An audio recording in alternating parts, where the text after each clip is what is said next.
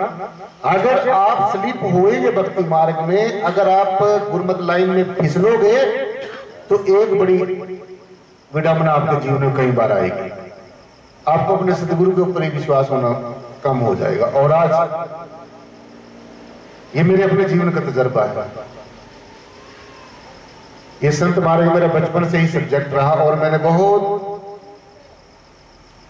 संतों महात्माओं के, महापुरुषों के, मातृशक्ति के बहुत वचन सुने, संतों महात्माओं के बातों को सुना और अपने जीवन में धारण करने की कोशिश की।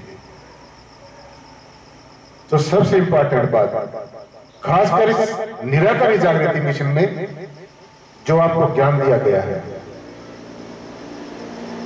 इसमें कोई संशय न होना चाहिए। और अगर फिर भी संशय रहा तो ये बात नोट कर लेना, जितने भी आप लोग बैठे हैं मेरी दृष्टि के सामने, दुनिया की कोई भी चौखट ऐसी नहीं है जहां से आपको कोई औषधि मिल जाए, जहां से आपको कोई ऐसी ज्ञान मिल जाए, जहां से आपको कोई ऐसी युक्ति मिल जाए।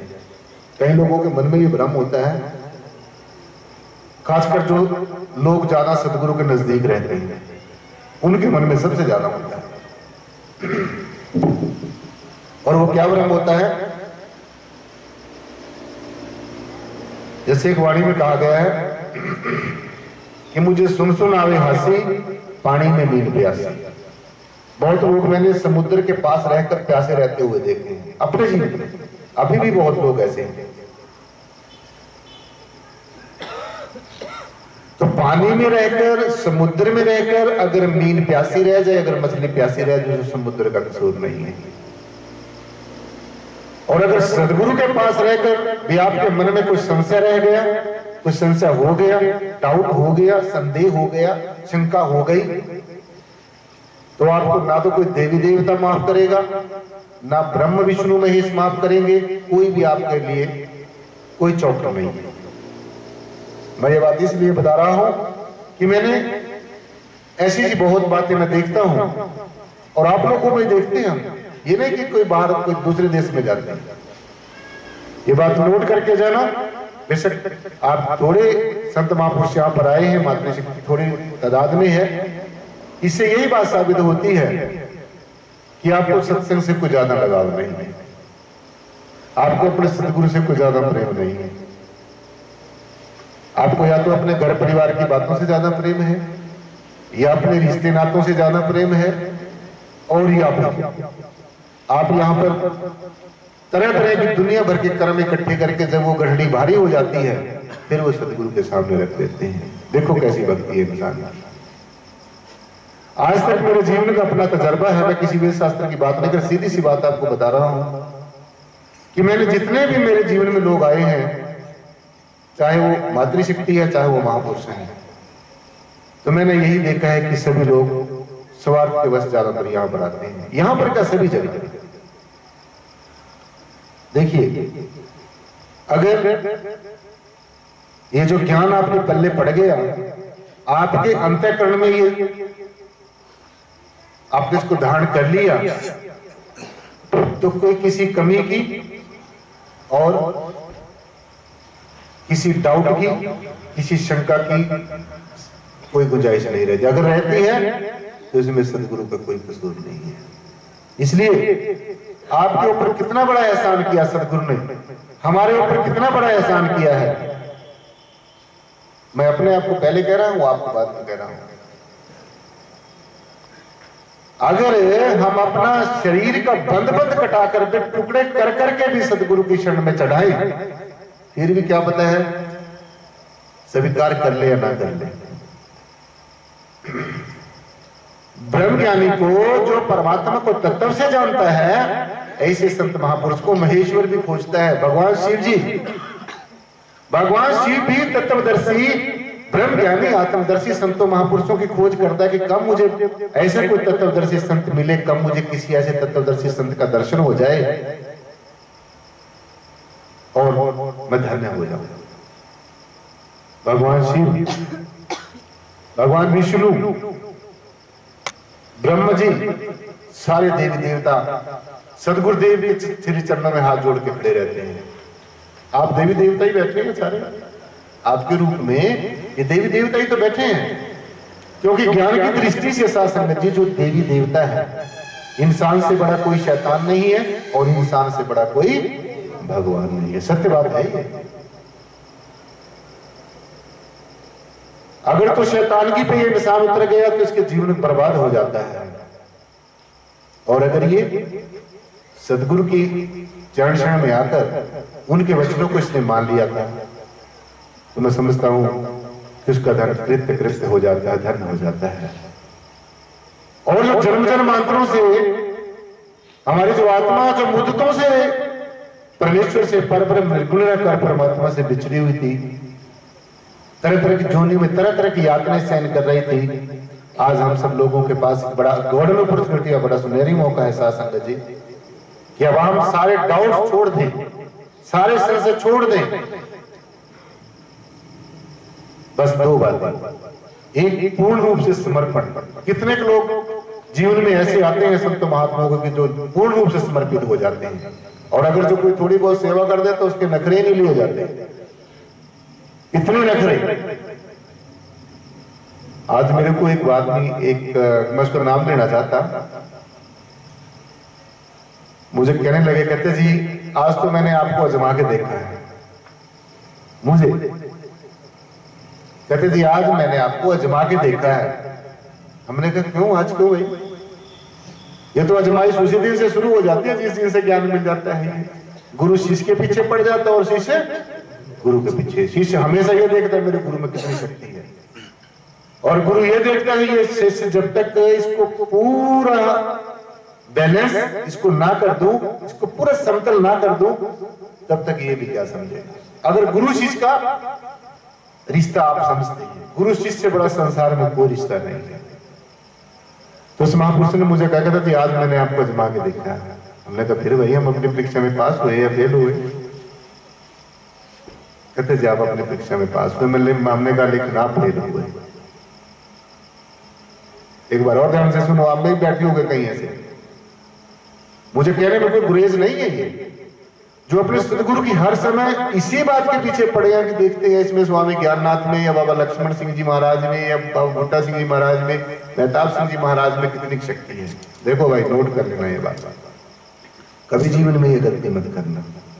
उस इंसान ने मेरे को जब ये कहा भी आज मैंने आपकी परीक्षा ली है, मैंने आपको आजमा कर देखा है, तो हमने कहा भाई हाथ जोड़ के हमने पूछा भी ये बेनती है अपने हृदय की बात बताना। देखिए जब गुरु शिष्य के आमने सामने आ जाता है तो फिर कुछ संशय नहीं रहना चाहिए। तो उसने मुझे कहा भी मैंने आज आपको आजमा के देखा। हमने उसे पूछा भाई बताना भी हम अपनी परीक्षा में पास हुए? उसने कहा जी आप अपनी परीक्षा में पास हुए, लेकिन मैं कहा आप अपनी परीक्षा में फेल हुए। क्यों? ये भी बताना, ध्यान से सुनो। ऐसा अगर कोई आपने भी जो अपने गुरु की परीक्षा लेने के लिए तैयार है, उसी को आजमाइश करने के लिए तैयार है, उसके लिए खास कर हिदायत है। तो हमने कहा भाई हम तो अपनी परीक्षा में पास हुए, लेकिन बेटा तुम अपनी परीक्षा में फेल हुए। उन्होंने पूछा क्यों? अब ध्यान से सुनने वाली बात। हमने कहा देखिए जब सदगुरु की शरण में हम आ गए और हमने हाथ खड़े कर लिए, हे सदगुरुदेव मैं जैसा भी हूं तेरी शरण में हूं, और हमारा तो शब्द ही यही कहता है। आप किसी देवी देवता की या किसी ऐसी शक्ति की शरण में नहीं बैठे, आप इस पूर्ण के पूर्ण परमात्मा की शरण में बैठे। ये पूरे का पूरा परमात्मा पूर्णमद पूर्णमिदं पूर्णात् पूर्णमुदच्यते पूर्णस्य पूर्णमादाय पूर्णमेवावशिष्यते। इसका मतलब है कि ये जो परमात्मा है इससे बड़ा परमात्मा कोई नहीं है, और परमात्मा और है ही नहीं है। निराकार भगवान से, निर्गुण निराकार परमात्मा से और कोई परमात्मा नहीं है। ये आप नोट कर लो अपने जीवन में। और जिन छोटी छोटी बातों के पीछे आप घूमते फिरते हैं, ये मेरी बात पूरी होगी, अरे भाई आप ये ध्यान से देखिए, ज्ञान की दृष्टि से देखिए। देखिए आप देखते हैं संसार की दृष्टि से हर एक चीज को। जो आदमी मुझे संसार की दृष्टि से देख देगा तो उसके लिए मैं भी एक आम आदमी दिखूंगा। और ज्यादातर इंसान हर एक चीज को संसार की दृष्टि से देखता है। क्यों? क्योंकि संसार में हम लोग ज्यादा विचलन करते हैं, संसार की चीजों से हमारे ज्यादा अटैचमेंट है, आसक्ति है। संग्रह करने की, जोड़ने की, संसार की चीजों की जोड़ने की जीव की शुरू से प्रवृत्ति है। जो संसारिक जीव है उसकी इच्छा यही रहती है कि सारी संसार की चीजें मेरी झोली में डल जाए। ये इसको कहते हैं हम आसक्ति, जकड़, पकड़।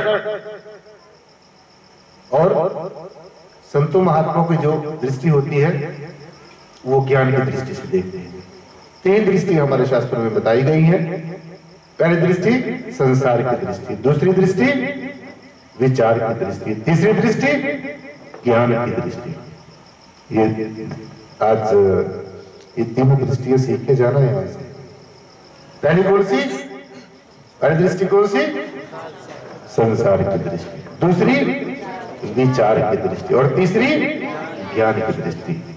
तो जब तो आप इस संसार को संसार की दृष्टि से देखते हैं, फिर तो ये सारे रिश्ते नाते, माता पिता भाई बहन ये लगते हैं भी शायद ये हमेशा ही मेरे साथ रहेंगे, और ये संसार की चीजें हैं ये शायद मेरी ही रहेंगी हमेशा। ये कौन सी दृष्टि है? जोर से बोलो, संसार की दृष्टि। इसमें मत फंसना, इसमें मत फंस जाना। संसार की दृष्टि में ये संसार यही रहेगा, कहीं नहीं जाएगा। एक दिन हम बस में ऐसे चले आ रहे थे, तो उसमें बस में ना एक जैसे लिखो होता है ना, कई बसों में लिख देते हैं, उसमें लिखा हुआ था भी कितनी भी माया जोड़ ले और कितने भी जोड़ ले हीरे मोती, लेकिन याद रखना कफन में जेब नहीं होती। कफन जो होता है ना, सफेद सा कपड़ों पर डाल दो, उसके अंदर जेब नहीं होती। तो हमने पढ़ा, देखो भाई किसी इंसान ने कितनी खोज करके ये शब्द लिखा है, और वास्तव में बात आती है। देखते हैं हम, हमारे सगे संबंधी जब डेथ होती है तो जब उसके ऊपर कफन डाला जाता है तो उसके अंदर जेब नहीं होती। उसका मतलब कहने का ये है लिखने वाले का कि जितनी भी चीजें हम जोड़ते हैं वो सब यहीं पर छोड़ जाते हैं। तो इसलिए ये है संसार की दृष्टि। विचार की दृष्टि, जब हम विचार की दृष्टि से देखते हैं संसार को, जो हमारे अंदर होता है वही हमें बाहर दिखता है। जिसके अंतर में अपने सदगुरु के प्रति प्रेम होगा, प्यार होगा, उसको सदगुरु ब्रह्म से, विष्णु से, शिव से, सब देवी देवताओं से श्रेष्ठ दिखेगा। वास्तव में सदगुरु श्रेष्ठ है। अब अगली पंक्तियां हमें यही संदेश देती हैं। मत कोई भरम भूले संसार, गुरु बिन कोई ना तेरा पार। मत कोई भरम भूले संसार, गुरु बिन कोई ना तेरा पार। गुरु बिन कोई ना तेरे पार, गुरु बिन कोई ना तेरे पार, गुरु बिन कोई ना तेरे पार। मत कोई भरम भूले संसार, गुरु बिन कोई ना तेरे पार। मत कोई भरम भूले संसार, गुरु बिन कोई ना तेरे पार। गुरु मार्ग पाया और छोड़ हरि भक्ति लाया। गुरु मार्ग पाया और छोड़ हरि भक्ति लाया।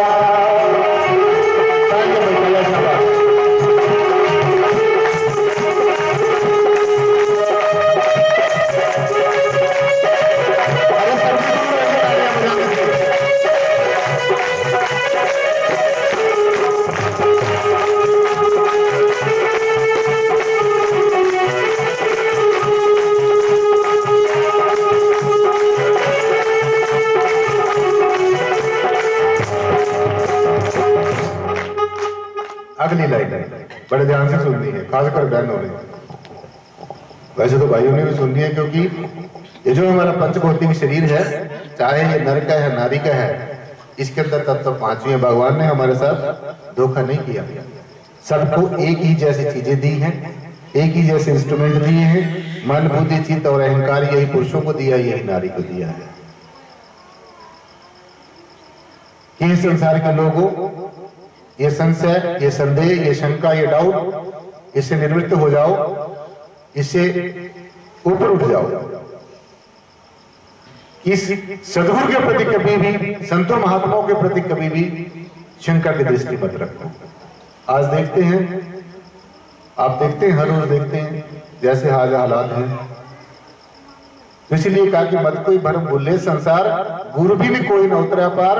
अब सदगुरु ने हमारे ऊपर कितनी कृपा की, ध्यान देना। सदगुरु ने हमारे ऊपर कितनी कृपा की, दुनिया ने हमारे ऊपर कितनी कसौटी पे हमें कसा। तो ये संसार का और सदगुरु का जो रोल है हमारे जीवन में, संसार के हर एक रिश्ता नाता, माता पिता भाई बहन सगे संबंधी सब आपको कसौटी पे कस के देखेंगे। कसौटी समझते हो ना? कसौटी का मतलब होता है आपकी जगह जगह परीक्षा करके देखेंगे, देखा ये महात्मा जी कहां तक पूरा है। लेकिन एक बात ध्यान रख देना, सबने अपने हृदय में नोट करे, जो पूर्ण सदगुरु होता है ना, वो इन बातों से कभी नहीं डरता होता, और आपने भी नहीं डरना चाहिए।